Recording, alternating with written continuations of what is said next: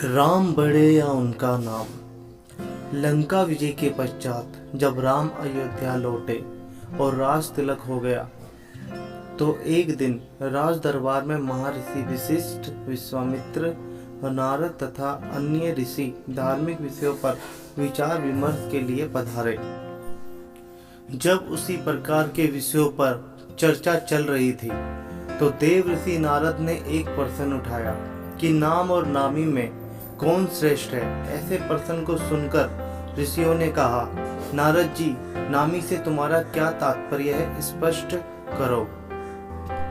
नारद जी ने कहा, ऋषियों, नाम तथा नामी से तात्पर्य है कि भगवान नाम का जप भजन श्रेष्ठ है या स्वयं भगवान श्रेष्ठ है। नारद जी की बात सुनकर ऋषियों ने हंसकर कहा, अरे नारद, तुमने ये कैसे बच्चों जैसा प्रश्न किया है।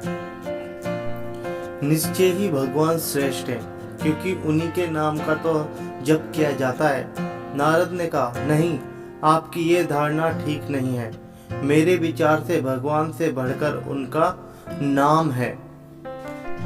भक्त को भगवान के नाम के जप से ही शक्ति मिलती है क्योंकि नाम के भजन के बिना भगवान कहाँ कृपा करते हैं।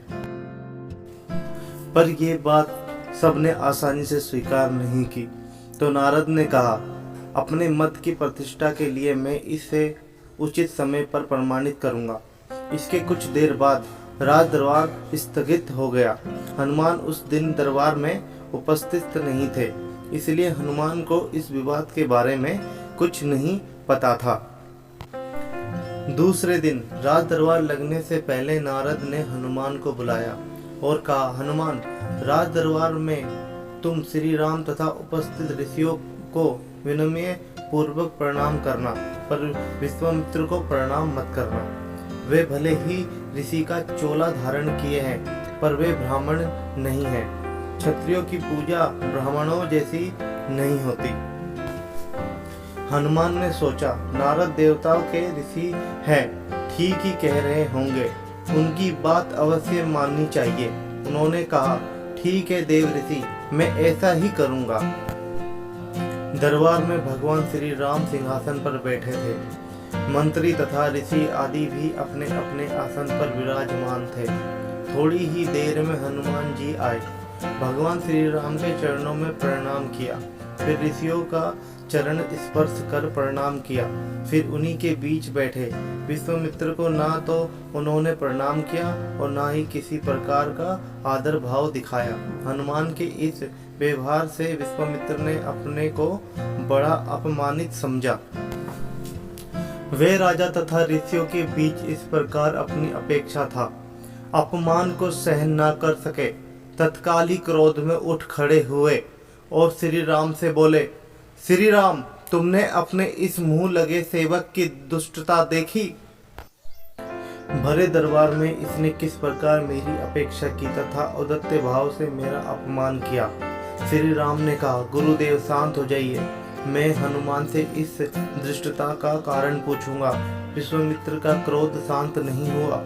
उन्होंने कहा, यह तो आपने प्रत्यक्ष देखा, पूछने की क्या आवश्यकता है।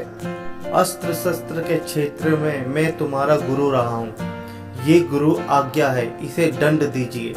नारद ने भी विश्वामित्र की हाँ में हाँ मिलाई तथा कहा, भगवान, विश्वामित्र ठीक कहते हैं, हनुमान ने इनका प्रत्यक्ष अपमान किया है। आपके उद्दंड सेवक को दंड मिलना चाहिए। नारद की बात सुनकर हनुमान असमंजस में पड़ गए। भरे दरबार में अपनी स्थिति देखकर कुछ बोल तो ना सके, पर सोचने लग गए कि जिस नारद के कहने से मैंने ऐसा किया, वही नारद अब मेरा बचाव ना करके मुझे दंड देने की बात में सहमति जता रहे हैं। नारद का ये चरित्र समझ में नहीं आता। इधर की उधर लगाना और दो लोगों के बीच भ्रम पैदा करके उन्हें लड़ने में इन्हें कौन सा आनंद आता है। भले काम को बिगाड़ने वाला ये कैसा ऋषि है। भगवान श्री राम किसी प्रकार की दंड की घोषणा करते इससे पहले ही नारद ने कहा, भगवान, इस संबंध में शांत भाव से विचार कर कल दंड दीजिएगा। उत्तेजित अवस्था में अभी इस समय हनुमान को दंड देना उचित नहीं। सबने इस सुझाव को स्वीकार किया और सभा स्थगित हो गई। रात को हनुमान नारद के आश्रम में आए और कहा, देव ऋषि, आप ये कौन सा खेल खेल रहे हैं? मेरा वध कराकर आपको क्या मिलेगा? मैंने तो जो कुछ अभिनय किया वह आपकी आज्ञा से ही किया था। नारद ने हंसकर कहा, हनुमान, निराश मत हो, चिंता मत करो। मेरे कहने से तुमने जो किया है उसके लिए दिए जाने दंड से तुम्हारा कुछ नहीं बिगड़ेगा। तुम्हें दंड मिलेगा पर तुम्हारा बाल भी बांका नहीं होगा। मैं जैसा कहता हूँ बस वैसा ही कल करना। कल प्राप्त काल सूर्य तट पर ओम रा रमाया नमः इस मंत्र का जाप करते रहना। कोई कुछ कहे तुम कुछ मत सुनना, बस ये मंत्र प्रेम भाव से जपते रहना।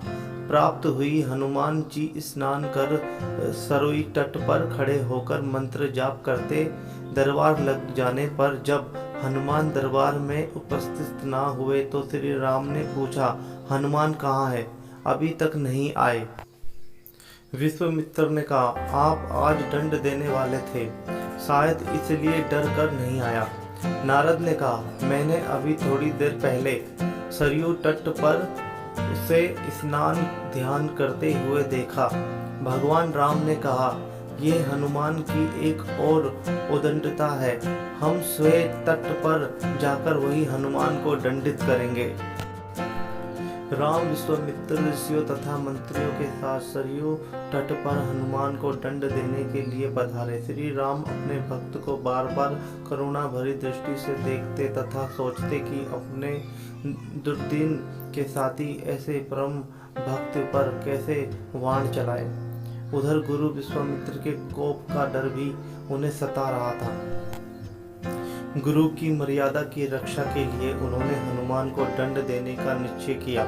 श्री राम ने धनुष पर वाण चढ़ाए और हनुमान को लक्ष्य बनाकर वाण छोड़ दिए। अरे ये क्या! वाण तो हनुमान जी के शरीर से कुछ दूरी पहले ही रुक गया। राम वाण पर वाण मारते रहे पर एक भी वाण हनुमान के शरीर को नहीं छुआ। उधर हनुमान राम के वाणों के प्रहार से निश्चित नारद के बताए मंत्र का जाप करते रहे। वह मंत्र जैसे हनुमान का कवच बन गया। ये देखकर श्री राम को बड़ा आश्चर्य हुआ। हनुमान में ये कैसी शक्ति आ गई है? उनके दंड का प्रयास व्यर्थ हो रहा था। विश्वामित्र को लग रहा था कि राम अपने भक्त को बचाने के लिए जानबूझकर इस तरह वाण चला रहे हैं कि उनको चोट ना पहुंचे। अपनी इस असफलता से विचलित होकर राम ने ब्रह्मास्त्र उठा लिया। राम ने ब्रह्मास्त्र हाथ में लिया तो हाहाकार मच गया। नारद ने कहा, ऋषिवर विश्वामित्र, हनुमान के अपराध को क्षमा करें। अगर राम का ब्रह्मास्त्र छूट गया तो सिर्फ हनुमान ही नहीं मरेंगे बल्कि सारे लोक में प्रलय मच जाएगा। ब्रह्मास्त्र से निकली ज्वाला देखकर विश्वामित्र भी डर गए। उन्होंने राम को रोकते हुए कहा, राम, ब्रह्मास्त्र को वापस तूर्णी में रखिए। हनुमान के अभिनय को मैंने क्षमा किया। इतना सुनते ही हनुमान को जैसे जीवन दान मिला। राम को धर्म संकट से मुक्ति मिली। सब लोग प्रसन्न हुए। हनुमान ने आकर विश्वामित्र से क्षमा मांगी और नारद जी की ओर देखा। नारद ने हंसकर कहा, प्रभु, इसका कारण मैं हूँ। मैंने कहा था ना, भगवान से बढ़कर भगवान का नाम जपना श्रेष्ठ है।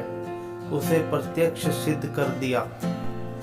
हनुमान ने इष्ट देव भगवान राम के नाम के बीज मंत्र से भगवान की शक्ति क्षीण कर दी। जिस प्रभु के नाम का जप होता है वह प्रभु अपने नाम जप की शक्ति के आगे शक्तिहीन हो जाते हैं। इसलिए कहता हूँ कि नामी से नाम बड़ा। यह कहकर नारद देवलोक को चले गए। दोस्तों, अगर आपको ये कहानी पसंद आई हो तो मेरे चैनल को लाइक और सब्सक्राइब करें।